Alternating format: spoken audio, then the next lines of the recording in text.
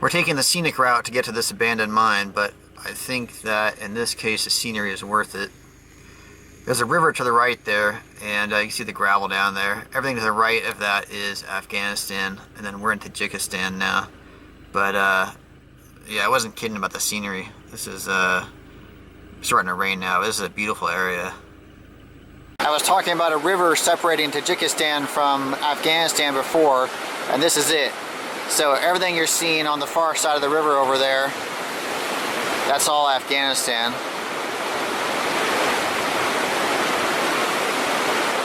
It gets a bad rap, but it's a beautiful country. It's one of my favorites.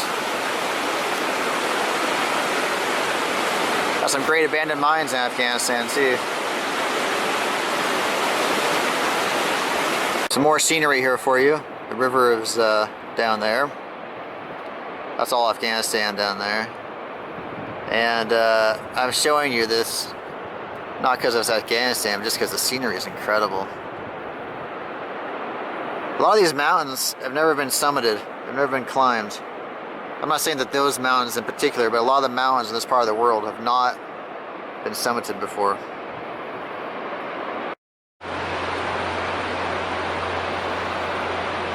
There's a truck grinding its way up the hill there. But I stopped to show you some more of the scenery here. See a waterfall right there. We're still making our way up through this pass, and it's getting crazy. We're going through this tunnel of snow right now. It's probably 30 feet on either side of us here. It's just crazy.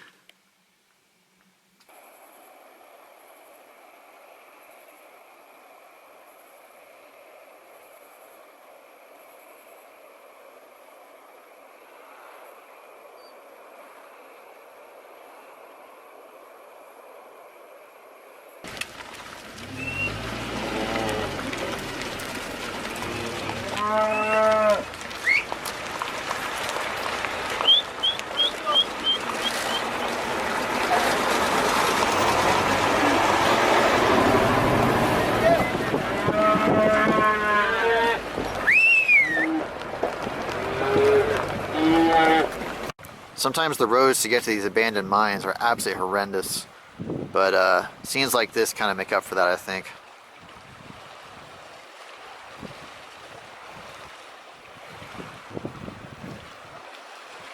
We're in the mountains of South Kazakhstan now, and the abandoned mine that we're headed to, well, it looks like it would be pronounced Bayzhansay, but I'm probably butchering that, so I'll write the name in the description below the video so you can look it up if you like. Regardless of pronunciation, this abandoned mine and the surrounding town were hugely important to the Soviet Union. As such, large subsidies poured in from Moscow, which meant that the shops were always full, and the standard of living was quite high. Also, the salary of the miners were excellent. So lots of money sloshing around and thousands of workers connected to the mines, it was a busy happening place that attracted people from all over. The lead ore taken from the mine was trucked 90 miles south to a larger town named Shymkent, where it will be further processed and shipped out across the Soviet Union. Now, the significance of World War II, or the Great Patriotic War, as the Russians and the Soviets referred to it, is that it's estimated that 1 in every 7 bullets fired by Soviet forces was cast from lead taken out of this mine. Think about that. 1 in every 7 bullets. You know how vicious the fighting was on the Eastern Front, about how many millions were killed in the massive battles that took place there. Just consider how many bullets were fired in the battle for Stalingrad alone. That is a staggering amount of lead getting thrown around. The mine kept going after World War II, right through the collapse of the Soviet Union, at which point everything was abandoned. So considering its former significance, you'll be shocked to see how it looks just 30 years later. The housing for the miners, the schools, the stores, the public baths, the office buildings, they're almost completely destroyed now. Alright, we have arrived at the entrance to the town, and the light is actually cooperating with us for once. This is a really cool old Soviet sign, and something really cool I noticed is that if you look at that last circle, they've got the imagery of a truck hauling ore from the mountain right there, and that mountain just so happens to be right there in front of us. And if you look closely, you can actually see the waste rock piles drifting down the side of it. There we go. So that's where we're headed. Get a view of the village ahead of us. A few cows, but it's mostly ruins. There are a few people who live here, but it's mostly ruins. This is driving down the main street of the town, and it's amazing how quickly nature reclaims all of this.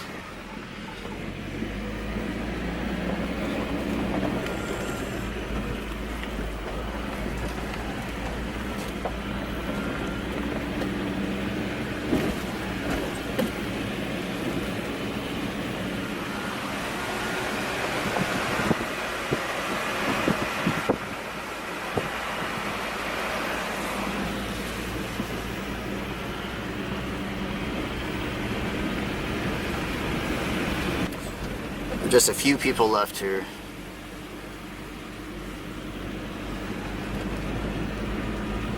Probably pretty interesting people.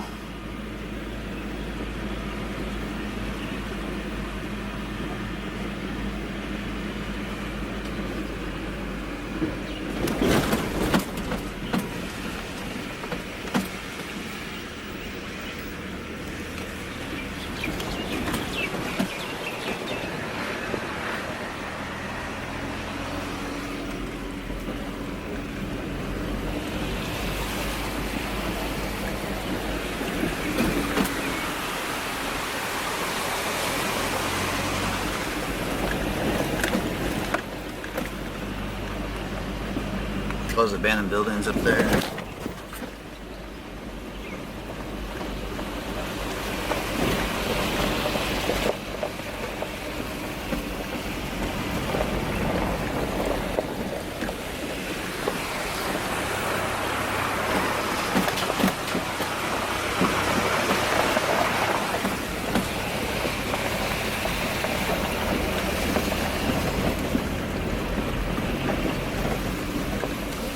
These are probably barracks for the miners. All these larger buildings.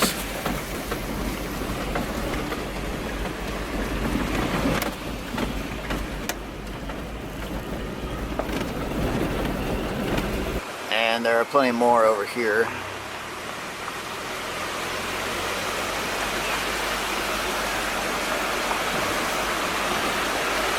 Most of these are too far gone to even know what they were.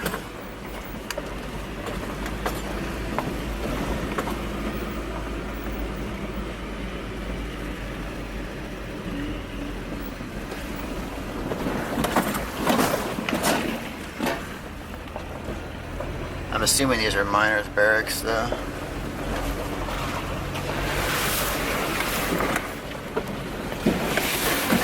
The light's terrible, but they took the top of the mountain off there, and we're heading up there slowly but surely. And then in the foreground here, you can see some more. Looks like they're miners' barracks again. We're headed up to the mine workings up this road here in our beast of a Russian four-wheel drive, which is awesome. And I happened to notice right along the road here, there are a bunch of core samples that were just dumped here. And we see core samples fairly often in the States and Italy and such, but these are the biggest core samples I've ever seen. They're absolutely enormous. That's my hand on the core sample to give you a sense of how big it is. It's absolutely enormous. Never seen core samples this large before. This is all waste rock from the mine through here, and looking out over the mine buildings. That lake in the distance where all that leveled off area is, I think that's where they dumped all the tailings. That was the impression I had looking at it from the Google Earth perspective. And what I think I'm standing on right now actually is a giant ore bin. If you look down into the darkness there, you can see a big hole right there. And I believe they would dump the ore down there. There's one over here as well. Probably see this one better. I believe they would dump the ore down there. The bottom of those ore bins are there and there respectively. And as I was saying, I believe they would dump the ore down those and bring it through to what I believe is the mill building here that I'm on top of for processing. Of course, this whole site has just been really stripped. Don't forget, we're in a former Soviet republic, and so they do have issues with poverty and things like that. I've never seen a mine in the former Soviet Union that wasn't badly stripped, so this one is not the exception. But you can get a sense of how large it was, I hope. And you can see, you get sort of an idea of what kind of equipment might have been here in terms of, you know, the rock crushers and such, based on the foundations alone. I was talking about the scrappers earlier, and you can see that blue truck down there. There's a team of scrappers that showed up, and they're working over what's left of the site here. As you can see, it's already been really heavily worked over. There's remains of the mill, different perspective here. Remains of the mill dropping down the hill here. And if you see those circular shapes down there, it looks like those are the remains of possibly holding tanks or who knows what. I'm not really sure about lead refining it. I'm not that familiar with that process, but I'm sure that somebody in the audience will be. Another view out over the landscape. You know, something that always amazes me is how the early prospectors located these sites. I mean, we're absolutely in the middle of nowhere in Kazakhstan, and Kazakhstan itself is in the middle of nowhere. So we're in the middle of nowhere, in the middle of nowhere, and somehow they knew that that mountain was practically solid lead, and I have no idea how they determined that. But my hat is off to them for doing so, because that's impressive. Hiking up to the workings now on this road here. The remains of the mill buildings down there. And then there's some more remains of some more buildings connected to the mine down there. And I don't remember if I mentioned previously, but I believe those flat expanses of grayish rock down there, I believe that's tailings. I believe those are where they dump the tailings from the mill. Where that water is there. And there, I think that's all tailings. You can sort of see down where that structure there is, the stacks right there, where they all that finely ground, almost powder from the milling process. Into the lower edge of the waste rock pile here, which still extends quite a distance that way. So I need to hike up there and try and go up that way, but I thought I would stop and show the rock heads in the audience some of the interesting waste rock here. For example, you can see what looks like quartz right there, and then there's a thick vein of something running right up the middle of it, which I thought was interesting. And actually, while I was saying that, I noticed that there's a drill hole in this rock right here, which is kind of cool. Got more candy for the rock heads here. You can see in this particular piece of waste rock, you got three distinct types of rock. There's this almost crystalline substance on top. It looks like quartz or calcite below that, and then spotted in between you've got that slate gray looking rock as well, which is interesting. See more of that here, that mix, even that crystalline looking one over there. Still making my way up this old road here. You can see the remains of the mill down there for a sense of perspective, and some of the other mine buildings, remains of the mine buildings. But the reason I stopped here actually is because there are the remains of a tunnel here, and I do mean tunnel, not at it. And what's interesting is, I'll show you that in a second, but what's interesting to me as well is you can see the old graffiti here, miner's graffiti presumably. That's an old one right there. 49. That's 88. Thinking that's 87. And then with these up here, see 94, and I'm not sure about that other one. But I'm not going in this one today because I can't squeeze through that. But if you peek through, you can just catch a glimpse of daylight back there. So, you see that right there? There we go. A little bit of daylight right there. So there's a tunnel that went through to something at one time. Alright, we've made it up to the first set of serious workings. That's my Italian right there for perspective on how massive this is. Because it may be too dark to see, but that just dropped straight down. I can't even see the bottom. I'll zoom in. Hopefully pick up some of it. That zoomed in on that pit, and I can't even see the bottom. It just keeps going down.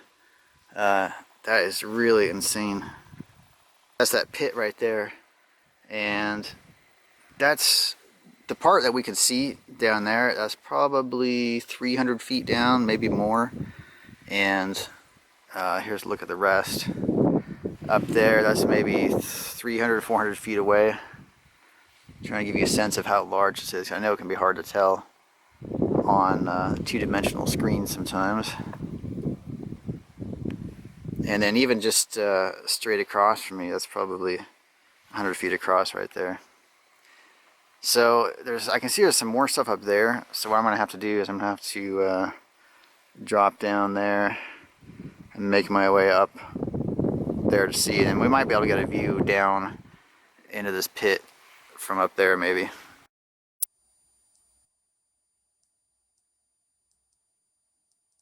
I hiked down through this crotch of the mountain here. The mill and such is over that way. This is that dip where it went up to the landing over there. And there are a number of interesting things here. Of course, there's this huge pit that is in front of me here. We'll do the rock test in a minute. What I thought was particularly interesting, though, is you can see on the sides of the pit the holes where there, and let's see. I don't know if this light's terrible right now, but there's additional holes where there were old drifts at multiple levels there and there, and maybe one there as well. So that one that we looked in earlier was looking into that pit there. It may even have connected to one of those up there, I'm not sure. But obviously there was a fair amount of drift mining done here before they decided to get extreme and just take off the whole top of the mountain and cut right through those old drifts. We've seen that before, you know, places like in Nevada and such. It's pretty common to see open pit mines established and cut right through old drift workings. I checked to make sure there's nobody below. I'm going to do the rock test here for you guys. I don't know how deep this is yet either, so we'll discover together how deep this is. Like I said, I already checked, made sure there's nobody below. So here we go, I got a pretty big rock here.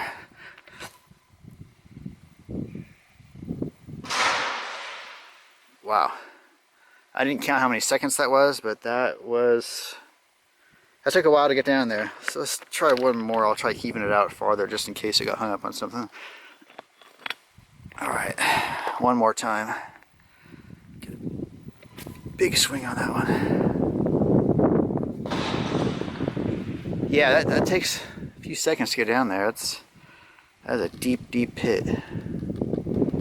And like I said, if there's not a haulage at it down below to empty this pit out, I don't know how they lifted this stuff up and out. That's really extreme. I don't have an answer for that if they didn't have a haulage at it. I was speculating earlier as to whether this white rock was quartz or calcite, and I believe it's calcite because I'm looking at a sample here where a miner drilled through a section of it right there, and it's really rough. It's not like the glassy quartz that we're used to. I don't know if that's coming across on the camera at all. Hopefully it is. Anyway, it's really rough, and so my guess is that it's calcite, although I'm not used to encountering calcite very often, so someone might correct me, but that's my hunch at the moment. And just to give you perspective, I'm making my way back out from that pit that's over there, and I'm gonna head back up there. The mill buildings are down there for your sense of perspective again. And there are actually a couple other mines connected to this complex out where that gray line is. And I'm going to show you a couple more things here, and then I thought we'd head out there and see how those look. That might actually be the edge of one. I can't tell where my finger is in relation to the camera, but out there is sort of a disturbed earth site, which may be one of them. But either way, you go up the canyon there and then wrap around. So we'll see shortly. That's the area we just came down from, and the wind was just screaming through here, so I've had to add this audio in later. But I wanted to show you the extent of these tailings fields down here, because they're just immense. You can see that sort of artificial lake thing in the distance. And then over on this side, you can look down and see those piles I was referring to, those tailings piles I'm pointing out right now, that sort of wrap their way up the mountain there. But yeah, I mean, you can just get a better sense of it when you're actually down here and can see just how huge they are and how much material they must have processed here. And here's a closer look at it. It's you can see how fine it is. It's almost like a sand or a powder. And this was just left after they crushed the rock up, or crushed the ore up to extract the lead.